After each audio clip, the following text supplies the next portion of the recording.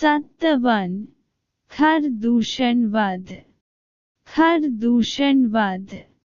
खर की सेना की दुर्दशा देख कर दूषण अपनी विशाल सेना को साथ लेकर राम के समक्ष आ डटा। कुछ ही काल में राम के बाणों से उसकी सेना की भी वैसी ही दशा हो गई जैसी खर की सेना की हुई थी। अपनी सेना की दुर्दशा देख कर क्रुद्ध दूषण ने मेघ के समान घोर गर्जन की और तीक्ष्ण बाणों की वर्षा आरंभ कर दी। उसके इस आक्रमण से कुपित होकर राम ने चमकते खुर से दूषण के धनुष को काट डाला तथा एक साथ 4 बाण छोड़कर उसके रथ के चारों घोड़ों को बिंद दिया जिससे चारों घोड़े निष्प्राण होकर भूमि पर गिर पड़े। पुनः राम ने एक अर्धचंद्राकार बाण छोड़कर दूषण के सारथी के सिर को धड़ से अलग कर दिया। इस पर क्रोधित दूषण एक परिध उठकर राम को मारने झपटा। राम ने भी पलक झपकते ही अपना खड्ग निकाल लिया और दूषण के दोनों हाथ काट डाले। पीड़ा से छटपटात हुआ वह मूर्छित होकर धराशायी हो गया। दूषण की ऐसी दशा देखकर सैकड़ों राक्षसों ने एक साथ राम पर आक्रमण कर दिया। प्रत्युत्तर में रामचंद्र ने स्वर्ण तथा वज्र से निर्मित तीक्ष्ण बाण छोड़कर उन सभी राक्षसों का नाश कर दिया। इस प्रकार से दूषण सहित उसकी अपर सेना यमलोक पहुंच गई। अब केवल 2 लोग ही शेष रह गए थे, खर और उसका सेनापति त्रिशिरा। खर का मनोबल टूट चुका था, अतः उसे धैर्य बांधते हुए त्रिशिर ने कहा, हे राक्षसराज, धैर्य धारण कीजिए। मैं अभी राम का वध करके अपने सैनिकों के वध का प्रतिशोध लेता हूँ। मैं प्रतिज्ञा करता हूँ कि मैं उस तपस्वी को अवश्य मारूंगा, अन्यथा मैं युद्धभूमि में अपने प्राण त्याग दूंगा। खर को सांत्वना देकर वह राम की ओर द्रुत गति से झपटा। उसे अपनी ओर आते देख राम ने तत्परतापूर्वक बाण चलाना आरंभ कर दिया।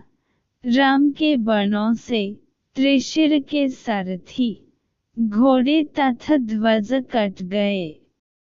रथ तथा सारथी विहीन सेनापति हाथ में गदा लेकर राम की ओर दौड़ा, किंतु पराक्रमी राम ने उसे अपने निकट पहुंचने के पहले ही तीक्ष्ण बाण छोड़ा जो उसके कवच को चीरकर हृदय तक पहुंच गया।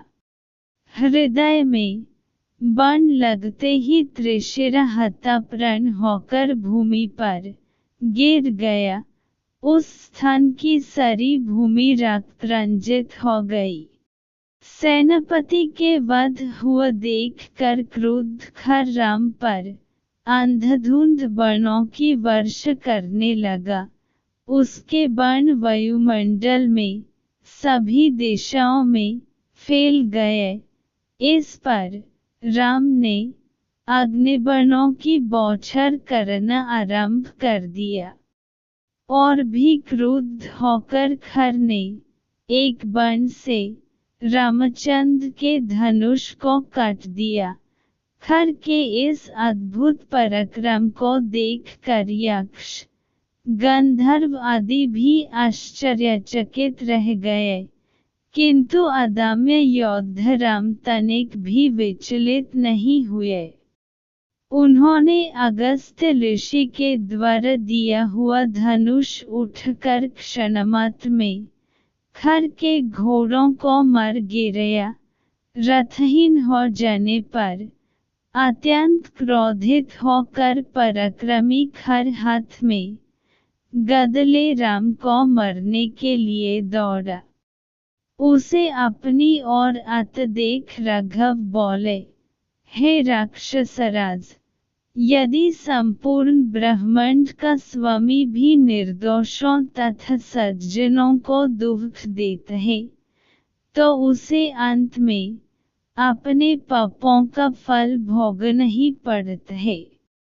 तुझे भी निर्दोष ऋषि मुनियों को भयंकर यातनाएं देने का परिणाम भुगतना पड़ेगा। मैं तुझ जैसे अधर्मी दुष्ट दानवों का विनाश करने के लिए ही वन में आया हूँ। अब तेरा भी अंतिम समय आ पहुँचा है। अब किसी भांति तू बच नहीं सकता।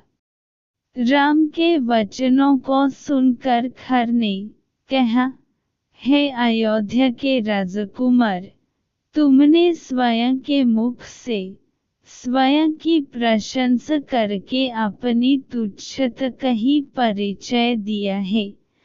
तुम में इतना सामर्थ्य नहीं है कि तुम मेरा वध कर सको। मेरी यह गदा आज यह तुम्हें चिरनिद्रा में सुला देगी। इतना कहकर खर ने अपनी शक्तिशाली गदा को राम के हृदय का लक्ष्य करके फेंका। राम ने एक ही बाण से उस गदा को काट दिया और एक साथ अनेक बाण छोड़कर खर के शरीर को क्षत विक्षत कर दिया। क्षत विक्षत होने पर भी खर क्रुद्ध सर्प की भांति राम की ओर झपटा। उसे अपनी ओर लपकते देखकर राम ने अगस्त्य मुनि द्वारा दिए गए एक ही बाण से खर का हृदय चीर डाला। भयानक चित्कार करता हुआ खर विशाल पर्वत की भांति धराशायी हो गया और उसकी यह लीला समाप्त हो गई।